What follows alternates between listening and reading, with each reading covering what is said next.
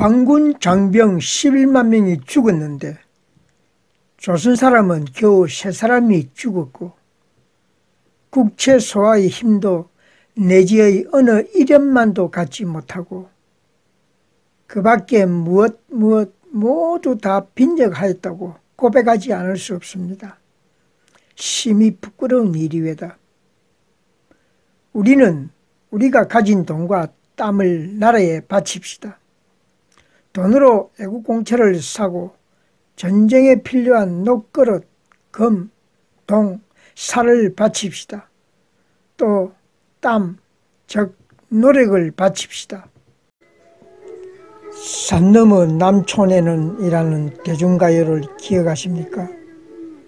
김동완의 시에 1965년 김동연이 작곡하고 가수 박재란이 불렀던 이 노래는 당시 크게 히트하였습니다. 김동완은 1901년 함경북도 경성군 금성면에서 출생하였고 함경북도 경성군 어대진면에서 잠시 유년기를 보냈습니다. 1908년 공립경성보통학교에 입학하여 1912년 졸업하였으며 빈곤한 가계 탓에 중학교 진학은 하지 못하고 한동안 경성군청에 근무하였습니다. 1916년 중동중학에 입학하여 1921년 중동중학교를 졸업한 후 일본으로 건너가 도요대학 문학과에 입학하고 1922년에는 도쿄 유학생들이 창립한 제1조선 노동총동맹의 중앙집행위원이 됩니다.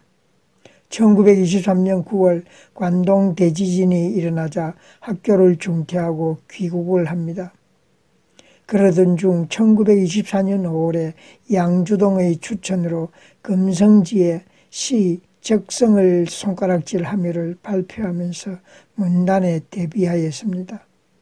1924년 9월 고향인 경성에서 발행되던 북선일 신문 조선업판 기자로 있었습니다.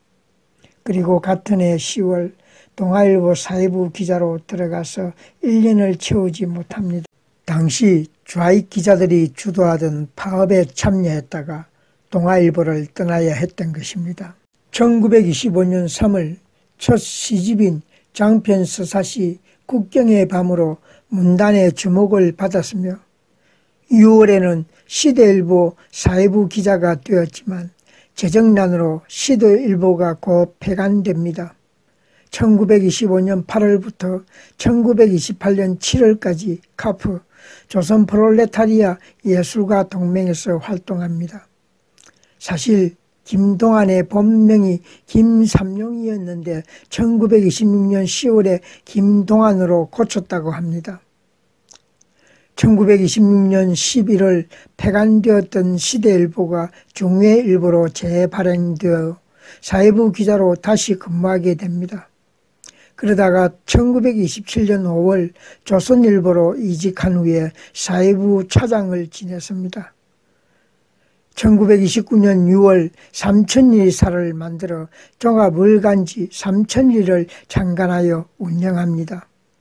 1930년에는 신관의 중앙집행위원으로 선출되었으며 12월에는 서대문 경찰서에 금속되었다가 풀려나면서부터는 전쟁 지원을 위한 시를 발표하는 등 내선일체와 황민화 운동을 적극 선전하며 활발한 친일 활동을 시작합니다. 자신이 직접 경영하던 삼천리라는 잡지를 이용해서 1938년 5월호에 직접 임전대책협의회를 결성하고 나섭니다. 백산청수 시라야마 아오키로 창시 개명한 그는 1939년 3월 북지황군 위문문단사절 행사에서 실행위원으로 활동하는 한편 문단사절 후보로 선출되었으나 최종심에서 탈락한 그는 이후 더욱 적극적인 친일활동을 벌입니다. 사랑하는 병사여, 맥주 익어가는 사백여주 넓은 불엔 그대의 선배들이 우리의 명예와 신뢰를 짊어지고 지금 싸우고 있지 않는가? 전국 이야수꾼이 신사신전 속에 고요히 누워 계시지 않는가. 조선인을 침략전쟁에 동원하기 위해서는 일본의 전쟁 상대국인 미국과 영국에 대한 적개심을 고취시키는 일이 중요하였습니다. 미국과 영국의 침략성을 상기시키고 이에 대립하는 일본의 전쟁은 침략이 아닌 해방전쟁으로 묘사하였습니다.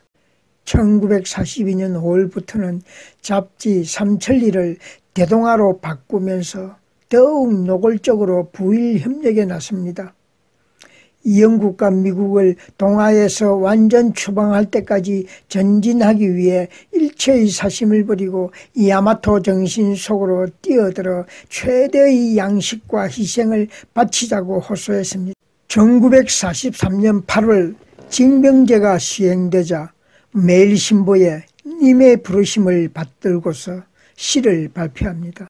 조선인 최초의 지연병으로 1939년 6월 하순에 전사한 이인석을 찬양한 노래 권군 지천명. 그대는 20대 우리는 40대 부자 이래 서로 나란히 서서 전장에 내리세. 다만 오늘은 그대 선진되고 내일날 우리 뒤따르리. 해방 후인 1946년 2월 김동완은 조만식이 이끌던 조선민주당의 간부로 활동했으며 1948년 5월 삼천리사를 다시 열고 편집 겸 발행인으로 1950년 6월까지 여러 기행문을 엮은 삼천리 강산을 편찬해 발간합니다.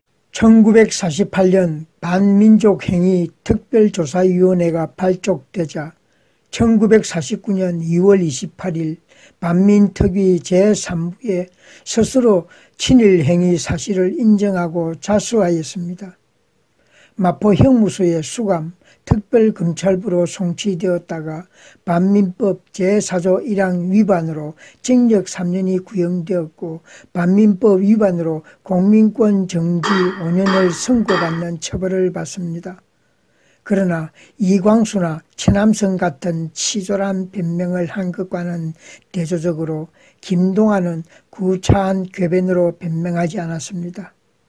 또 꽃피는 한반도라는 책에서 반역의 죄인이라는 제목으로 자신의 친일에 대해 사죄하는 글을 쓰기도 했습니다. 어쨌든 그의 말로는 비참하였습니다.